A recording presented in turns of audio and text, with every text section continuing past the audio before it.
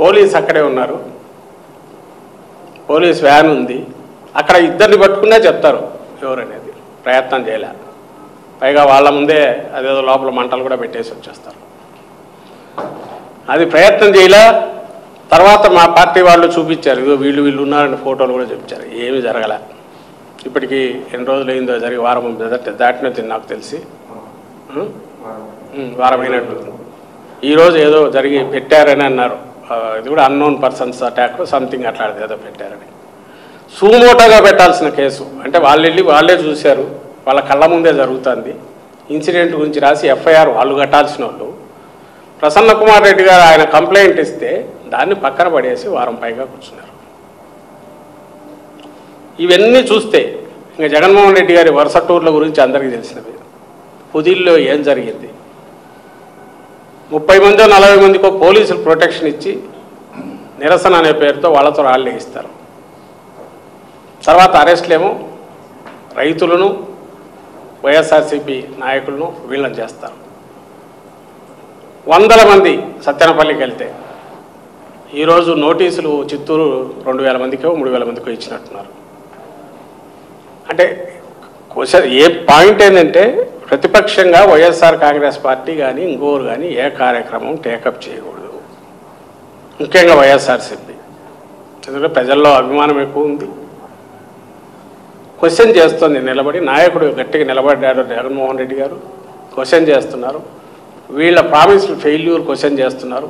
ఇప్పుడున్న ప్రభుత్వంలో జరుగుతున్న తప్పులను ఎత్తి చూపుతున్నారు. కాబట్టి ప్రతిపక్షం ఉండకూడదు, దీన్ని తొక్కాలి. దానికి ప్రధాన ఆయుధం కింద పోలీసులను వాడుతున్నారు, పోలీసు వ్యవస్థను వాడుతున్నారు. ఈ దురదృష్టవశాత్తు ఈ వ్యవస్థ, పోలీసు వ్యవస్థ పూర్తిగా ప్రభుత్వ పెద్దల చేతుల్లో ఒక వెపన్ కింద మారిపోయింది. దానివల్ల ఈ పరిస్థితి వచ్చింది. ఇప్పటికైనా మేల్కోకపోతే, ఈ పరిస్థితి నుంచి బయటపడకపోతే,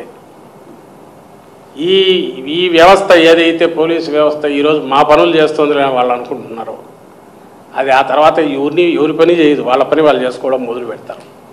కంట్రోల్ అనేది ఉండదు. అది ఇంకా తెలిసినట్లేదు ఆయన చంద్రబాబు నాయుడు గారికి. దాని పరిస్థితి ఘోరంగా ఉంటుంది. పోను ఈరోజు జరుగుతున్న దీనికి సంబంధించినంత వరకు entire responsibility lies with Chandrababu Naidu గారు. ఆయన సంజాయిషి వాళ్ళు. అందుకని పొలిటికల్ దీనిల గురించి మేము క్వశ్చన్ చేయట్లా. మీ పాలిటిక్స్ మీరు మీ డైలాగ్ మీరు మాట్లాడే, టీడీపీ వాళ్ళు మాట్లాడే మీరు మాట్లాడతారు, మేము మాట్లాడతాం. అది వేరే ప్లేన్లో ఉంటుంది. బట్ ఒక మినిమం ఒక లైన్ ఎక్కడో డ్రా అవుతుంది. ప్రతిపక్షంగా మా కార్యక్రమాలు మేము చేసుకోవడానికి వీలుగా, దానికి సంబంధించి కూడా మీరే డిసైడ్ చేస్తామంటే, చంద్రబాబు నాయుడు గారే డిసైడ్ చేస్తామంటే, ఇంకా ప్రతిపక్షం మేము పనులు ఏం చేయలేంగా, కొన్ని చేయకుండా ఉండగలమా?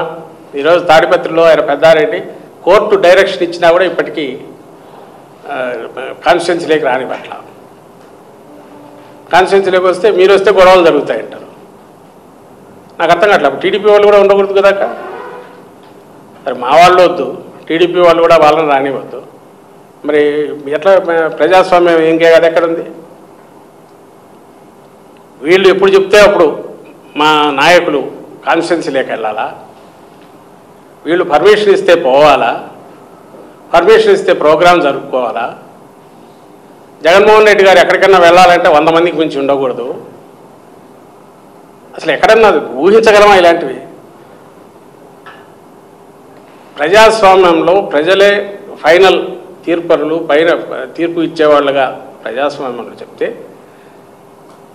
వాళ్ళ ముందు ప్రజెంట్ చేసుకునే పని రాజకీయ పార్టీలది.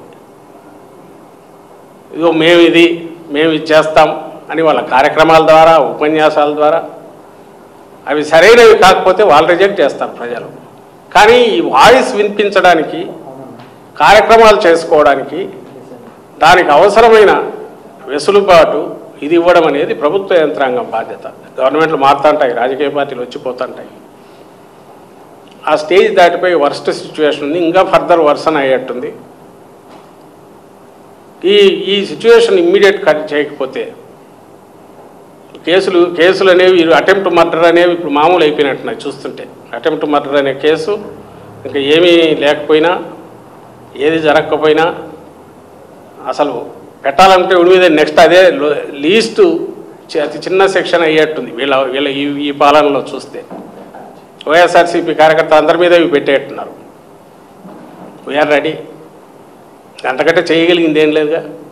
చేస్తే ఇది చేస్తారు, లేకపోతే ఓ నెల 2 నెలలు జైల్లో పెడతారు. న్యాయస్థానాల విధంగా హోప్ ఉంది. నిన్న హైకోర్టు ఇచ్చిన సర్కులర్ బేస్ చేసుకొని కింది కోర్టులు కన్నా అలర్ట్ ఇదిగా ఇచ్చేసి మొదలు పెడతాయని ఆశిస్తున్నాం. అది జరిగితే వీళ్ళు ఇష్టం వచ్చి రాసి అడిగి పంపితే రిమాండ్ కూడా పంపరు. ఆఖరికి అదే దిక్కులాగా ఉంది. మా వైపు నుంచి అయితే లైన్ క్రాస్ కాము. వైఎస్ఆర్సీపీ నుంచి ఈ రోజుకి ఇంత ఇదిగా ఉన్నా కూడా ఎక్కడా లైన్ క్రాస్ కాకుండానే ఓపికగా నిగ్రహంతో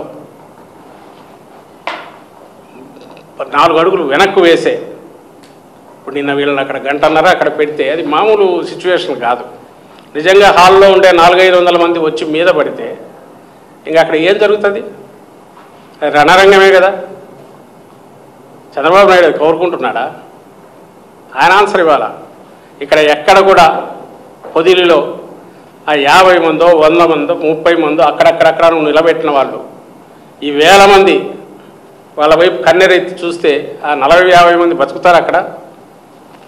మళ్ళీ ఆ మాట అనే కేసు పెట్టినా పెడతారు. అలాగే నిన్న బంగారుపాలెం ఆ ఎల్లో మీడియా ఫోటోగ్రాఫర్ ఎవడో ఆ పిల్లోడు తట్టుకోగలడా? అంటే ఎక్కడైతే నీ దీనికి సంబంధించినంత వారికి సంబంధం లేనిది లేదా మీ పేరు ఎత్తితేనే కోపం చేసుకునే వాళ్ళు లేదా అసంతృప్తితో ఉండేవాళ్ళు చేరించోటో నీ మీద అసంతృప్తి వచ్చిన వాళ్ళ దగ్గరికి నువ్వు రెచ్చగొట్టే రకంగా ఇంకా 30 మంది 40 మందితో పోయి నువ్వు ఛాలెంజ్ చేస్తున్నావు అంటే ఆ రణరంగం క్రియేట్ చేయాలనే అర్థం కావట్లా. ప్రజలు గమనించాల్సింది ఏంటంటే 1000 మంది ఒక దగ్గర చేరిన ఒక 50 మంది వచ్చి రెచ్చగొట్టిన నిగ్రహంగా ఉన్న వైఎస్ఆర్సీపీ కార్యకర్తలు వైఎస్ఆర్సీపీ సానుభూతి పరులు జగన్మోహన్ రెడ్డి గారిని ప్రేమించేవాళ్ళు వాళ్ళ నిగ్రహ శక్తిని వాళ్ళ మనోబలాన్ని వాళ్ళ ఓపికను గమనించాల్సిందిగా కోరుతున్నా. ఇట్లా రెచ్చగొట్టే వాటికి రెచ్చిపోతే అసలు పర్పస్ దెబ్బతింటుంది. ప్రజల పక్షాన్ని నిలబడాలన్న దీంతో ఏదైతే మేము నడుస్తున్నామో ప్రజల గొంతుకై నిలబడి వినిపించాలన్న కాంక్షతో ఏదైతే అడుగులేస్తున్నామో ఆ లక్ష్యం దెబ్బతింటుంది. అందుకోసం ఓపికగా ఉన్నాం. నేను అప్పీల్ చేస్తున్న ప్రజలకే, వీళ్ళకెక్కదు. వీళ్ళకి చెప్పగలిగింది అంటే నాయన గాడి తప్పింది నీ కంట్రోల్ కూడా ఉండదని చంద్రబాబు నాయుడు గారికి చెప్పాం. అలాగే అధికార వ్యవస్థ కూడా అయ్యా ఈరోజు వాళ్ళు ఉంటారు, రేపు మేము వస్తాం. పార్టీలు అనేవి అదేం పెద్ద అధికారం అటు ఇటు మార్పిడి అనేది అదేదో శాశ్వతంగా ఉండేది కాదు.